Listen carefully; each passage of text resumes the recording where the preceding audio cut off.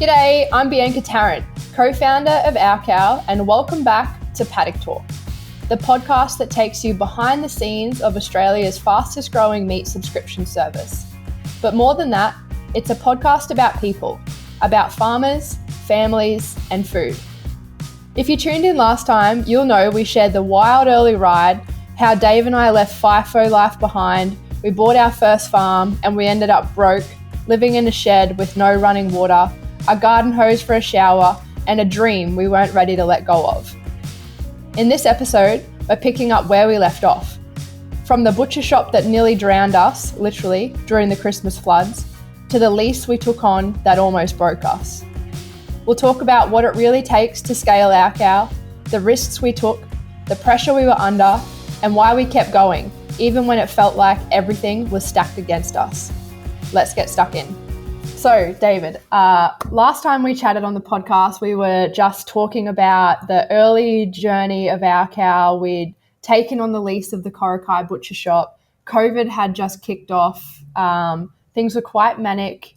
Now, we'd got to this point where we had outgrown our little butcher shop. Tell me what you remember about that. Let me just touch on episode 2, right? We're moving up in the world. We've got some lighting here to make us look a bit better. Last time the sun was in my eyes, so episode 2, we're moving up. We've got a microphones, shed light on a banana bin, got some microphones, so we're the real deal. We're getting a bit more professional. But sorry, what was the question again? 2020, just coming out of we're in our butcher shop. We'd gone through the Christmas floods. Yep. It was not long after that time that we'd got wind of this factory in Casino. Yeah, so I do remember, I definitely remember that part. So end of January 2020, I was literally looking around. I'm like, oh man, this whole butcher shop, space is just getting way too small. We needed to do something else. It was just we were drowning in this butcher shop. We had so much meat around us, no one could move. It was like someone was going to get hurt, right? So we ended up finding this old shut down factory in Casino that had been shut down for 15 years. But before that, it was actually a meat processing plant. And then before that, it was an ice cream factory. So it had cold rooms and, everything was sort of already kind of established, but it had no refrigeration in it. Anyway, found out who owned the building, went to the landlord, and I remember sitting down with me and you and the CEO of this company and being like, hey, this is what we this is an awesome factory. We'd love to be able to get into it. I think there was 4 of us or 5 of us. Actually, might have been 6 of us at the time in total in Our Cow. And then went and looked at this huge factory and thought, this is just huge. It's probably way too big for what we need, but we're always ambitious, aren't we, Bianca? Yeah. Sometimes stupidly. But I think just finding that factory, and then talking to those guys, and they would have just been oh my God, who are these tin pot show? Yeah, young people that have got no idea what they're doing that are looking for this factory. But anyway, we managed to secure a lease arrangement with them. I remember getting into the factory and, there was some repairs that needed to happen, no refrigeration at all. So obviously we had to have some investment that we put in. So we went and seen our bank and asked if we could get some loans to put in some refrigeration. And I think at that stage, it was towards the end of 2020. So we got a guy to come and put some refrigeration in 3 cold rooms that we thought that we needed. So one as a factory area where we were going to process the meat, and then 2 others where we were going to store hanging carcasses and stuff like that. So anyway, that was leading up to it, and we were really needing to get into this factory because we had no room at all. But I remember painting the floor with epoxy with you in the middle of the night. So we were working full days in the little butcher shop in Corokai, and then we'd finish there at 8, 9 o'clock at night, and then go to the factory that we'd just taken the keys on, and epoxy painting the floor that needed to be repaired so that we could get a food license to operate that premises there. So yeah, it was definitely challenging the first little while, but once we got into that facility, it just enabled us to grow really quickly again. Yeah, when we took it over, there was, like you said, there wasn't a lot of infrastructure there. So we had to put in all of our own refrigeration, repair all the floors. There was it was like building a house. There was tradesmen there for what felt like probably 3 months, because I think we took the keys on October, and then we moved in February. So there was electricians, plumbers, fridgies, sparkies. There was like just all sorts of different people there. We had my dad there, was flat out like just doing little handyman jobs just to try and get the factory in some sort of order. I remember like the front office, it was like blue flooring. There was nothing in there. So we had to try and like vision, this is going to be our front office. We had to get all the desks, like just buying office furniture and things like that, like stationery, pens, chairs. Do you know how expensive a friggin' office chair is, man? Like you think an office chair from like Office Works, like $200 for an office chair. Like, and at that stage we were broke. Like we didn't have a lot of money, and like forking out $200 for an office chair and a desk, you're like, freaking hell. Yeah. So anyway, we got into the factory. We'd moved everything over. Do you remember the day that we moved and how we moved everything? So we like loaded up our ute. We had our ute loaded up. We had Pops, who's like our dad, is our Clayton's dad. Yeah, we call him a Clayton's dad. So he's like the dad that we have when our real dads aren't around. So he like come down there with his truck, and we loaded all of our gear up, and we did that on a weekend. And we had to time it perfectly, because we had to finish packing the orders in the little butcher shop on the Friday, and then we needed to be packing orders again in the big factory by Monday. So we had like Friday afternoon, Saturday, Sunday to fully move everything and then be set up ready to work on Monday morning. So that was like a manic weekend. And we had this electric forklift thing. We had all the gear loaded on the back of this truck, and we had this like electric forklift thing that David bought on like a friggin' Gumtree. So we'd loaded the truck up, and we're just about to unload these big pallets of all of the stock. And just as he's gone to unload it off the truck, I think like something happened, and the whole load has just like, it was like the Leaning Tower of Pisa. It just like went straight off the truck and like crashed onto the floor. There was shit everywhere. It was eventful. Just the moving process was eventful. Yeah. So we got in there. Now the overheads of the factory were expensive, weren't they? Like for where we were, you said it before, we probably took like 10 steps too big of where we actually needed to be, but like the factory was too good of an opportunity to pass up. So we were in this factory, and at that stage we were just selling once off orders, weren't we? Like we'd sell our meat for the month. We'd put our email out and put the Facebook posts up and say, come buy our meat, we've got these packs available, these cuts available, blah blah blah. And we'd get to the end of the month, and then we'd have to do it all over again. So we'd just like in this constantly sell cycle, like where we were chasing sales every single month. Yeah, we were grinding just to get enough sales through the door. And we'd obviously increased our overheads by quite a lot with the factory. We had all the extra loans for the refrigeration. We needed more machinery. We had more staff, more stock. Trying to cash flow all of that. As the business is growing. As it's growing. It was really hard, wasn't it? And the business kind of got to this point where every Tuesday, I would dread Tuesdays, because that was the day that Dave had to pay bills. So I knew Tuesday was always a challenging day, because he was trying to pay bills, pay wages, do everything, and there was like this much money. There was $0 in the bank account, right? So it got to this point where we were like, we had probably, I'm going to say 3 weeks left of cash in the business, would you say? Yeah. What do you remember about that? Very stressful. I remember having a twitch in my eye that never seemed to go away. I also thought that I was going to have a stroke every week. It's not funny. No, it is not funny. Like it was super stressful for like this, but this went on for 15 months. Yeah. So, and we got to this point where we were like, we had 3 weeks left of cash left, and we had some pretty serious conversations of like, if we don't do something, we're probably going to have to like close down. I remember like your sister was like a manager in the business at that time as well. So she came on, we had a production manager at that stage, and we also hired our first like ever customer service person. So we had a conversation with those guys one Monday, because we could afford to pay the staff, the production staff, but we couldn't afford to pay the managers in the business. Or we paid your sister and then asked her for money back so that we could buy fuel or groceries. So we had a conversation with our management guys. There was 3 of them in the business, and we were like, we don't have enough money to pay you this week. we're going to have to wait. Oh, I think we had to wait like 3 or 4 days. We had to wait for our website sales to come in so that we had enough cash to pay the guys. And we sat down with them and said, like, are you guys okay if we like just pay you like on Wednesday instead of Monday? And they were like, yeah, it's totally fine. Don't worry about it. And that's where like I knew that we had a team that was seriously behind what we were trying to do. Like it was, it was just super like stressful for us. And like I feel for everyone that was around me at that stage, because like I must have been an absolute arsehole to be around, because the amount of stress and pressure that I was under, which I never, I hated.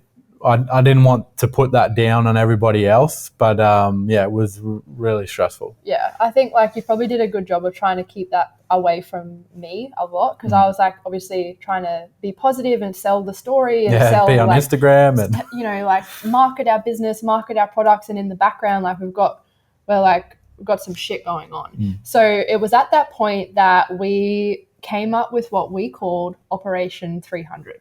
So Operation 300 was the brainchild of our subscription meat club. So the exclusive Eaters Club, the subscription meat club that we sell is what we needed to do. So the 300, because we worked out if we had 300 members in our meat club, we'd break even. We would have enough money to pay our bills, to like pay our wages, pay our overheads, and stay above water. So the goal was we wanted to get 300 members in the subscription, and we would be able to keep moving forward. So we put every bit of energy in our business into Exclusive Eaters Club 300 members. We had every single person, if they weren't cutting meat, they were calling people trying to sell our meat club. We were advertising on Facebook. We managed to get on Landline. We were doing all sorts of different news stories, just like every bit of it was like holding a microscope on something long enough that it would catch fire. Like all of our energy went into Exclusive Eaters Club. Yeah, so I think it'd be good for people to understand like how we plan our what we do in the business on we have a 3-year plan, we have a 12-month plan, then we have a quarterly plan. And we were going through like these quarterly planning strategy meetings, me and you, and we had a business coach that we brought on at the time as well. And it was like, hey, we need to do these things, we need to do these things. But then in the end, it was just the main goal for that 3-month period was break even or else, because it was or else. It was basically, if we didn't break even in our cost structure, we were going to shut the doors. So yeah, the Operation 300 was basically your idea that, again, got us out of the shit. We brought on, we had a goal of bringing on 300 subscription members, and I think we brought on 1,700 in the first 3 weeks or something, wasn't it? Yeah. So it crazy. Far exceeded our expectation. And like, although that was amazing, like we were celebrating, we were so excited, we'd turned the business around, we'd saved our ass. It comes with other challenges too. Like we were expecting 300, we got 1,700. So more stock, more staff, more hours, more storage space needed, more delivery costs. Like it was the growth was going up, but the costs were going up at the same time, weren't they? So it was like, it was challenging in that. Now the Exclusive Eaters Club is still the backbone of our business, isn't it? Like 4 years later, we still have the Exclusive Eaters Club. We still have a lot of those people that joined in that first 300 are still members of ours today. Like I remember our first ever member, and I know she won't mind me saying it, Kat Morgan. She's a good friend of ours. She joined the moment that we released it, and she's still a member today and had a box every single month for the last. And you wrote everyone's name on sticky notes. Yeah, we had. It was like trying to create a vacuum. So we wanted to just create this big flywheel of energy. So on my office wall, I had 300 sticky notes, and every time someone joined, I would go and write their name up on the wall. And it was like we had a bell in the office. Like we would be celebrating as soon as someone joined. We'd be like writing their name up. We'd be high-fiving each other. Like we're just pumped that we were turning this business around. Yeah, and not only what it meant for us, but it also meant for like the other farmers that we're bringing into the business as well, because at this stage we were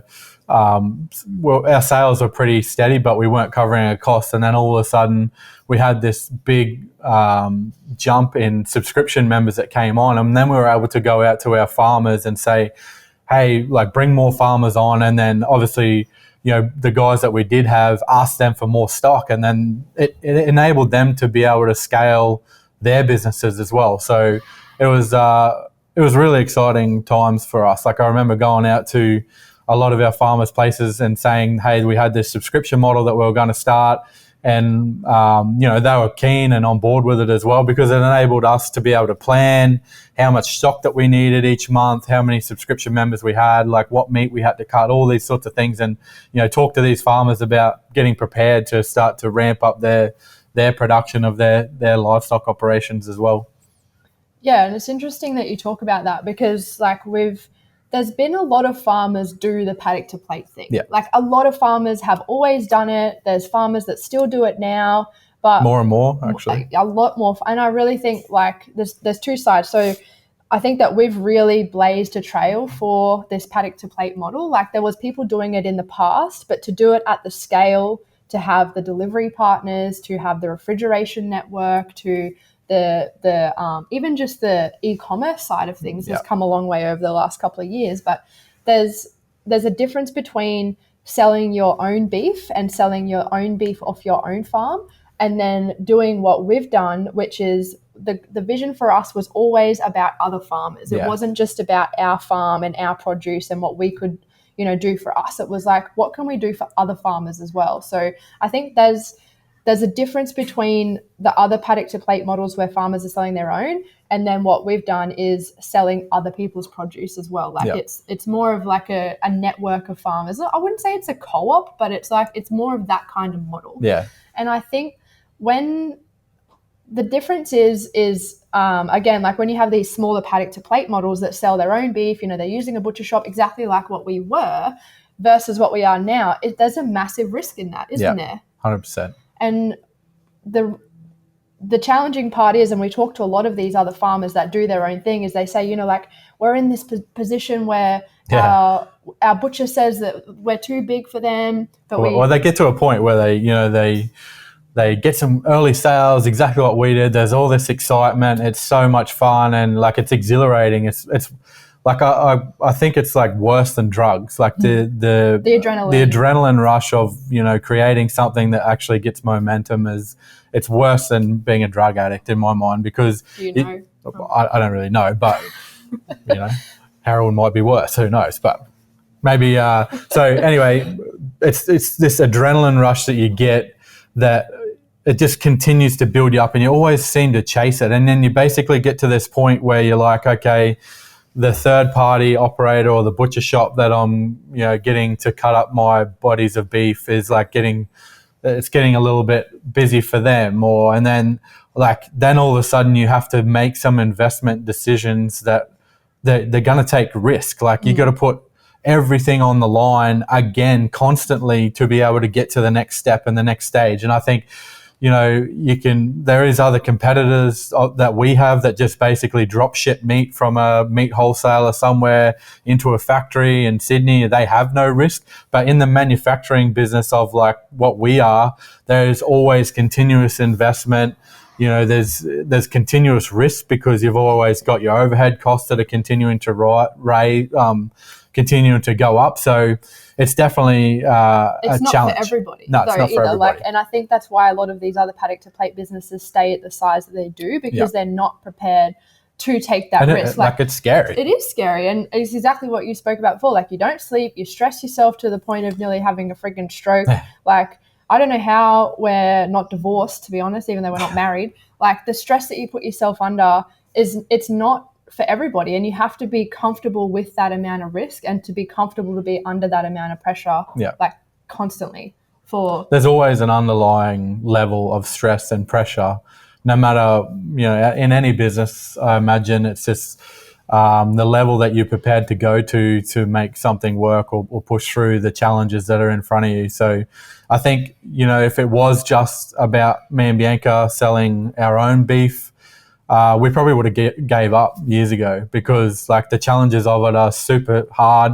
We probably would have went back to just selling meat to the sale yards or cattle to the sale yards or whatever, but we knew that there was so many other farmers and they were relying on us to feed their families, to, run their farm. And like that pressure in itself, it's both good and bad, because you feel the weight of that pressure, but you also feel the obligation to make make things work, I think, for other people. Like I definitely feel that. And now we have investors in our business. I feel the obligation more than ever that, we have to make things work. Whatever, challenges that are thrown up in front of us, we need to push through those to be able to make it work because I've got someone else's money, I've got someone else's livestock, you know what I mean? So yeah.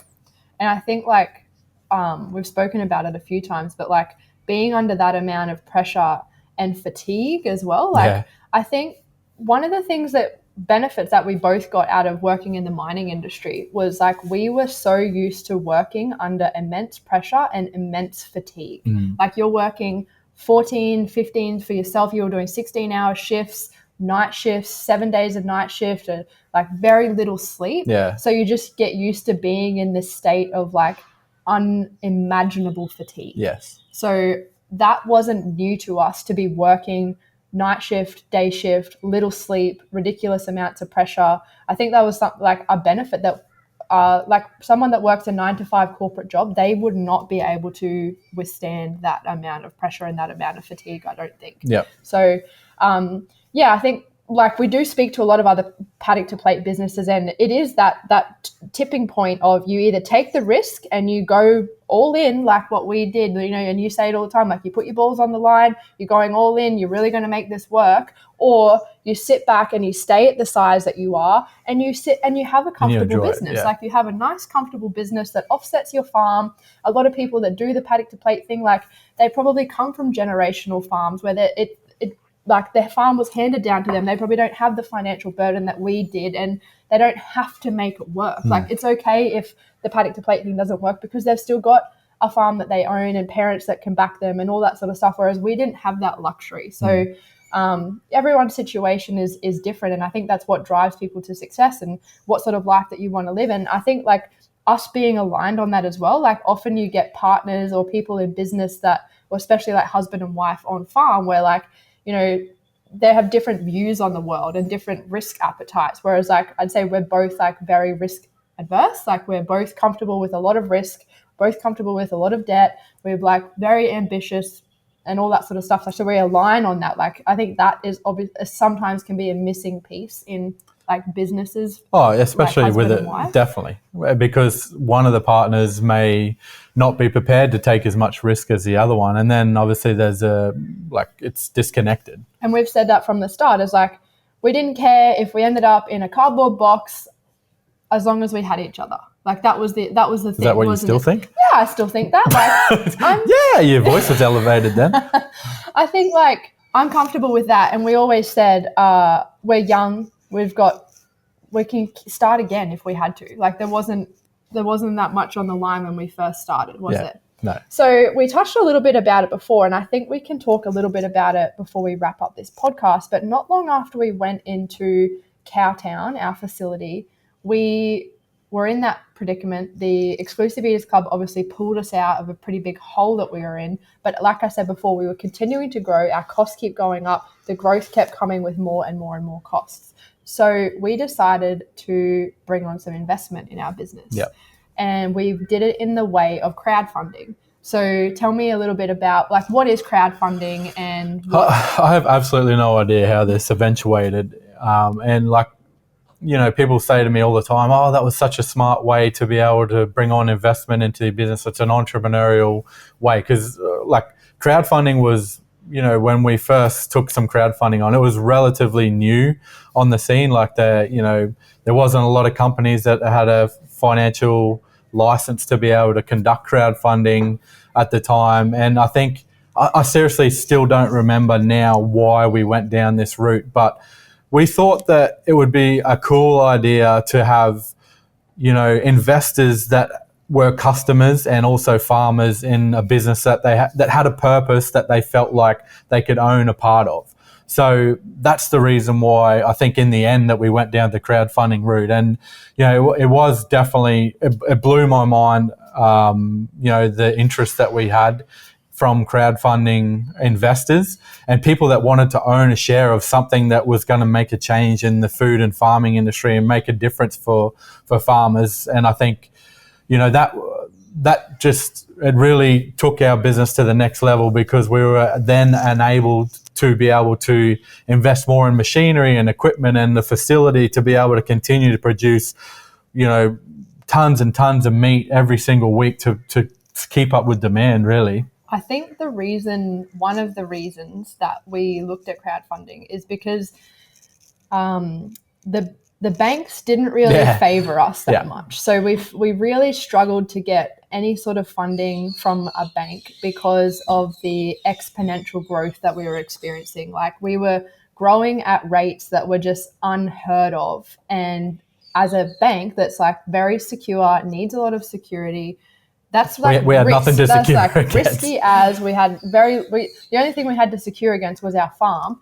And they did take security of that anyway. Yeah, so it was too risky to get a loan or to get funding elsewhere because of the growth. Like, if we were a business that had been in business for 25 years, growing 5% a year, happy days. Like, we probably could have got all the loans in the world. Yep. But we weren't that. We'd been going for 3 years. Growing at 1,600%. Like, it was like unheard of. So that was where the crowdfunding idea came from, and it changed our business, didn't it? And I think what it did, it brought such a strong sense of community to our business that we hadn't had before. Like, it really embedded this cult-like community, and these customers that are now investors in us, they sing our praises. They're never going to buy meat anywhere else because they're investors of our cow and they want to see our cow succeed. They're going to tell all of their friends and family that they own part of our cow. You need to shop with our cow. Like, it's in their interest to keep supporting us, to keep the business growing. And that's another part of pressure that we feel is like, we have a responsibility to these investors and these shareholders to get them a good return on their investment. It's not like owning Telstra shares or like shares in BHP where they're liquid all the time. And it's just these people are on the journey with us until the time comes that we either, we list, we sell, we have enough profit in the business that we can start paying dividends. So making sure that our investors, like, that's a pressure that we both feel as well, isn't it, every day? Yeah, 100%. But I enjoy the fact that, we are building something for other people as well. Some of our farmers that are investors, they obviously invested because they want a market for their livestock to go to. And then obviously customers, they want to get a return out of some of the money that they put in as well. And then there's other guys that just, they felt like they wanted to support something that was, a good cause, was making a change. So there's definitely different levels of investors that we have in our business, but it is, it's really rewarding to be able to, when we did bring investors on to where the business is now and how much it's grown, we know that we're doing the right thing, and we definitely are going to get our guys a good return. Yeah, and we did 2 rounds of crowdfunding, haven't we? So we did the first round, what year was that? 22? Yep. 22. And then we did another one in 23. So all up, we've raised 4.2 mil in crowdfunding, and that's been like game changing for our business. Like you said, allowed us to invest a lot in machinery, equipment, plant, and continue growth. Okay, so not long after we'd taken on that second lot of crowdfunding, the vision was huge, wasn't it? Like, we went and we were just trying to think what is going to 10x our business. Like, we were thinking out of this world, weren't we? Yeah. And with that comes more risk. Yeah. So we undertook a business plan that was going to see us have same day delivery in every capital city all across Australia within 18 months. Yeah. And have like products coming from not only like protein coming directly from the farm, dairy, fruit and vegetables, like grocery. You name it, grocery products that was coming direct from the farm. So we wanted to have over 1,500 products in our range. That was the big goal. Yeah. And so what year was that? 2023. Yep. So I think we should leave that for the next episode. Let's talk about the massive growth plans, the same day delivery, 1,500 products in the range, what that looked like, and the demise of all of that. Okay, so end of every episode, we always bring in a recipe. So what do you got this week? I'm excited about this recipe. So it's obviously middle of winter here right now, and lots of slow cooking, lots of like warm, hearty meals. My type of food. Your type of food. So there's a recipe that I do every single winter, and it come from my ma. So Ma Helen Tarrant, my grandma, lives in Lake Cat-Eye, and she is a fantastic cook and makes the best biscuits I've ever eaten in my life. I'm a biscuit queen. But she has this recipe that I just call Ma's plum casserole. And what it is that's so good. It's just like you can use couple of different cuts of meat. So you can either use a diced beef or an osso buco, or even like blade steak diced up. So some sort of like casserole meat, and you basically slow cook it with the most basic ingredients. That's what I love about these old-timey recipes, like, is just simple ingredients that you have in your cupboard all the friggin' time. You don't have to go and buy 58 different ingredients and use 1 teaspoon of them and never fucking use them again. I hate recipes like that. It's a super simple recipe. It's got Worcestershire sauce, soy sauce, corn flour, like things that are always in your fridge and in your cupboard. So I'll put the recipe up. You basically braise everything, gravy powder, that's the other thing that's got in it. And right at the very end, when it's been braised for about an hour and a half, you put in 2 tablespoons of plum jam. And the plum jam in this recipe, it just changes the whole flavor. Like, who would think to put plum jam? And when I've spoken about this recipe in our Facebook group before, all the older ladies are like, we used to use jam in everything. Like, we always added that little bit of sweetness. It wasn't like heaps of sugar. It was just a flavor that changed the whole taste of that dish. So Ma's plum jam casserole with a little bit of plum jam, and in the end a couple of green beans that went into it as well. And you serve it with a bit of mashed potato, nice creamy mash, or you can have it with rice, but you're not really a rice person. You're a mashed potato man. So Ma's plum casserole. So that's my recipe pick. So you're going to put it up? The week. I will. I'll put a photo of it up and the recipe on the website as well. Nice. Rightio, so that is us for episode 2 of Paddock Talk. Next episode... I thought we were going to roll the rest of the story in 2 episodes, but we need another one. We need one more. We're only up to 2023, and we've still got a couple of years left. One more episode to wrap up how we got here, what the story is, the journey of our cow that has been what it is today. Thank you for joining us for episode 2 of Paddock Talk. Sometimes you have to go through the storm to see what you're made of, and this chapter really tested everything that we had.